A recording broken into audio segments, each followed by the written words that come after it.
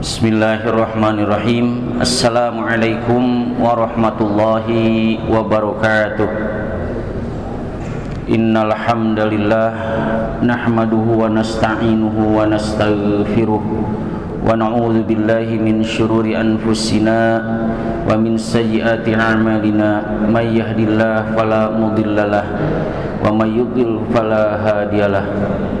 Asyhadu an la ilaha illallah wahdahu la syarikalah wa asyhadu anna Muhammadan abduhu wa rasuluhu la nabiyya ba'dah. Amma ba'd. A'udzu billahi minasy syaithanir rajim. Bismillahirrahmanirrahim. Faqultu astaghfiru rabbakum innahu kana ghaffara yursilis samaa'a 'alaikum midrara wa yumdidkum bi amwali wa banin wa yaj'al lakum jannat wa yaj'al lakum anhara. Al-ayah. Segala puji kita panjatkan kehadirat Allah Subhanahu wa taala. Salawat beserta salam senantiasa kita panjatkan atas junjungan alam Nabi besar Muhammad sallallahu alaihi wasallam. Sehingga mudah-mudahan dengan senantiasa kita mengistiqomahkan membaca salawat atasnya, suatu saat kelak nanti mendapatkan syafaatul uzma. Amin ya rabbal alamin. Hadirin jamaah rahimakumullah, tema yang disampaikan pada kesempatan ini adalah hikmah di balik istighfar. Kita semua insyaallah tahu kalimat istighfar pendek tetapi luar biasa kandungannya. Hikmahnya sangat besar sekali bagi kehidupan kita, tidak hanya di dunia bahkan di akhirat kelak. Begitu dahsyatnya. Begitupun meskipun pendek, terkadang kita jarang mendawamkan kalimat istighfar ini. Padahal kalau sekali lagi, kalau kita melihat dari sisi faidahnya luar biasa. Istighfar selain daripada kalimah untuk kita memohon ampunan kepada Allah, dan itu salah satu faidah utamanya. Mudah-mudahan dengan senantiasa kita mendawamkan istighfar kita kepada Allah, maka mudah-mudahan dosa-dosa kita diampunkan oleh Allah Subhanahu wa taala. Akan tetapi lebih daripada itu ada hikmah-hikmah lain di balik kalimat istighfar yang senantiasa kita ucapkan. Hadirin jamaah rahimakumullah, ada sebuah kisah di mana ada seorang ulama, Syekh Hasan Al-Basri. Beliau seorang ulama tabi'in. Pada suatu saat beliau didatangi oleh 4 orang yang datang kepadanya mengadukan permasalahannya. Beliau didampingi oleh seorang ulama juga, namanya adalah Rabi bin Syuhaib. Datang seseorang mengadukan permasalahannya. Yang pertama, kalau bahasa kita mungkin, yai mohon petunjuknya. Saya ada permasalahan di kampung saya ini, sedang diderita yang namanya kemarau panjang, kekeringan, tidak keluar air. Maka dengan mudah Syekh Hasan Al-Basri menjawab, perbanyaklah istighfar. Orang tersebut berlalu. Tidak lama kemudian datang lagi seseorang mengadukan permasalahannya. Kalau di saya, permasalahannya adalah saya ini mempunyai kebun tetapi pohon-pohonnya tidak berbuah sehingga tidak bisa panen. Maka Syekh Hasan Al-Basri pun menjawab yang sama, perbanyaklah istighfar. Datang lagi orang yang ketiga, saya ini orang miskin, mohon solusinya. Maka Syekh Hasan Al-Basri pun menjawab, perbanyaklah istighfar. Datang orang yang keempat, seorang bapak-bapak, kemudian mengadukannya permasalahannya. Pak Yai, saya ini sudah sekian tahun berumah tangga, namun takdir mengatakan sampai saat ini Allah belum mempercayai kepada saya untuk memberikan keturunan. Barangkali ada solusinya. Maka Syekh menjawab yang sama, perbanyaklah istighfar.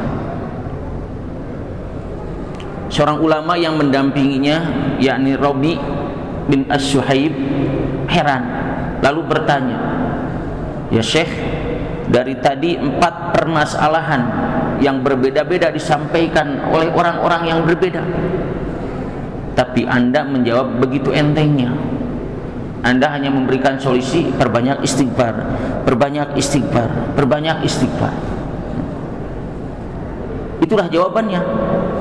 Maka Syekh Hasan Abasri menyampaikan, perlu Anda ketahui, sebetulnya yang memberikan solusi bukan saya, yang memberikan jawaban atas permasalahan 4 orang itu bukan saya, tapi Allah Subhanahu wa ta'ala melalui firman-Nya yang termaktub di dalam surah Nuh ayat 10 sampai 12 tadi.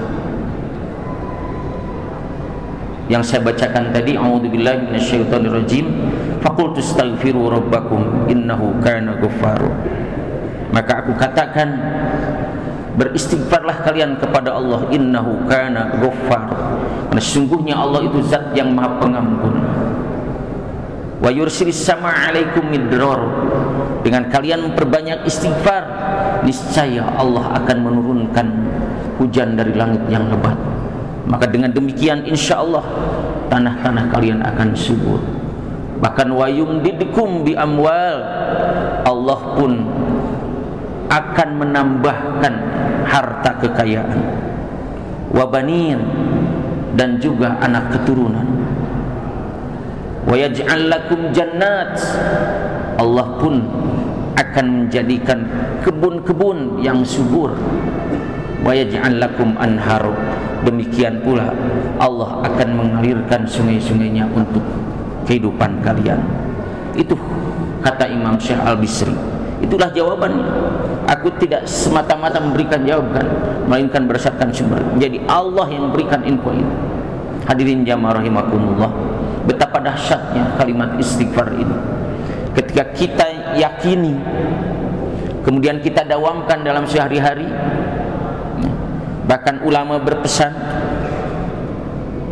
dawamkan kalimat istighfar ini tidak hanya dalam keadaan kita sempit, tetapi dalam keadaan lapang pun, kapanpun dawamkan istighfar ini. Insya Allah setiap permasalahan yang kau hadapi akan dapat solusinya dengan kalimat istighfar ini. Luar biasa. Bahkan ada sebuah cerita lain, Imam Ahmad bin Hanbal suatu saat tiba-tiba tidak mimpi, tidak membayangkan, dan tidak merencanakan, tiba-tiba dia terpanggil untuk datang ke daerah Irak. Sesampainya di sana kemalaman, lalu beliau berniat mau menginap di sebuah masjid itu, ya, tetapi diusir oleh penjaga masjidnya. Lalu dia siap-siap mau tidur di teras masjid, sama tidak boleh juga, sampai akhirnya dia keluar dari masjid. Tiba-tiba dari kejauhan ada sang pemilik kedai atau toko roti, maka dipanggilnya Imam Ahmad ini, "Tuan, tuan, hendak kemana tuan? Sudah malam begini, mau kemana?" Maka disampaikan, justru saya heran, saya tiba-tiba ada panggil harus datang ke sini, ya. Tapi saya nggak tahu mau kemana tujuannya. Tapi wallahu alam, saya harus datang ke sini. Maka sang pemilik toko ini, kalau demikian untuk keselamatan tuan, mari nginep di tempat saya. Tapi mohon maaf, arah kadarnya, ini toko bukan rumah saya, ini tempat membuat roti dan jualan saya. Rumah saya jauh dari sini. Ya nggak apa-apa. Singkat cerita, Imam Ahmad ini memperhatikan si tukang roti ini. Senantiasa mulutnya berkomat kamit, berkomat kamit. Ditanya. Lama kelamaan Ahmad bin Hanbal ini bertanya karena heran, Fulan, dari saya perhatikan dari tadi mulut Anda tidak pernah berhenti. Apa yang Anda lakukan dengan mulutmu itu? Maka penjual roti itu berkata, Tuan, mohon maaf, saya berkomitmen ini mengucapkan istighfar. Saya Imam Ahmad kata, luar biasa, istighfar iya. Sudah berapa lama Anda dawamkan kalimat istighfar itu?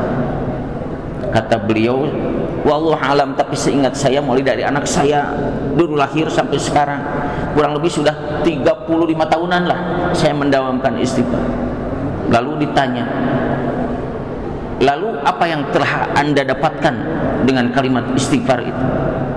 Tuhan, alhamdulillah, setiap permintaan saya, setiap permohonan senantiasa Allah kabulkan. Saya ingin anak saya begini-begini, alhamdulillah. Anak saya kehidupannya luar biasa, alhamdulillah, makmur, terkabulkan semua. Terus masih ada satu katanya yang belum dikabulkan oleh Allah sampai saat ini. Apa itu? Saya dengar ada seorang ulama yang hebat di Timur Tengah ini. Saya ingin ketemu dengan orang tersebut. Imam Ahmad bertanya, siapa dia? Kalau gak salah namanya Ahmad bin Hanbal. Saya ingin ketemu dengan ulama itu. Nah, kalau Anda ketemu bagaimana? Ya, saya ingin ingin peluk, saya ingin dekap, saya ingin minta petuah-petuahnya. Ya. Maka sang syekh atau Imam Ahmad bin Hanbal ini berdecak kagum. Maka dia mengatakan, Fulan, apa yang Anda inginkan semuanya sudah terkabulkan oleh Allah. Kalau demikian, yang di hadapan saya ini Tuhan, ini adalah Imam Ahmad. Maka dipeluklah erat-erat. Hadirin jamaah rahimakumullah, melihat dari kisah, dan ini kisah nyata ya, betapa luar biasa kalimat istighfar ini. Sekali lagi, meskipun kita sudah hafal semua kalimat istighfar pendek, astagfirullah atau astagfirullahalazim, atau mungkin ada istighfar yang panjang, ada sayyidul istighfar, tapi intinya mari kita dawamkan. Karena itulah amalan yang paling dicinta oleh Allah adalah amalan yang kita dawamkan, amalan yang senantiasa kita lakukan secara kontinu, walau aqalla, meskipun amalan itu adalah sedikit, tapi ketika kita dawamkan, ketika kita kontinukan, ketika kita istiqomahkan amalan itu, insya Allah itu amalan yang dicintai oleh Allah. Termasuk diantaranya kalimat istighfar. Bukankah di dalam sebuah hadis Rasulullah SAW bersabda yang artinya kurang lebih, demi Allah, aku ini mengucapkan istighfar dalam sehari semalam tidak kurang dari 70 kali. Dalam hadis yang lain tidak kurang dari 100 kali. Tentu hadirin jamaah rahimakumullah, tidak kita pahami semata-mata hanya 100 dalam bilangan 1 sampai 100. Wallahu a'lam bishawab. Kita tahu bagaimana Rasulullah ibadahnya kepada Allah. Mungkin itu menunjukkan betapa banyaknya, seringnya Rasulullah SAW beristighfar. Lalu pertanyaannya, bagaimana dengan kita? Ya. Bagaimana dengan kita, hamba Allah yang jauh sekali dari kebenaran, yang jauh dari kesempurnaan di dalam mengabdikan diri kita kepada Allah? Kita masih jarang beristighfar. Rasulullah SAW seseorang yang sudah jamin oleh Allah, dimaksum oleh Allah, betapa beliau mendawamkan istighfar banyak sekali dalam sehari semalam. Mudah-mudahan kita mulai saat ini bisa mendawamkan kalimat istighfar ini dengan niat, sekali lagi, lillahi ta'ala. Insya Allah dengan demikian setiap problem kehidupan kita diberikan solusinya oleh Allah Subhanahu wa ta'ala. Inna ma'al usri yusra, inna ma'al usri yusra. Demikian, terima kasih. Hasbunallah wa ni'mal wakil, ni'mal maula wa ni'man nasir. 'Alallahi tawakkalna wa ilaihil masir. Rabbana atina fid dunya hasanah wa fil akhirati hasanah wa qina adzabannar. Assalamualaikum warahmatullahi wabarakatuh.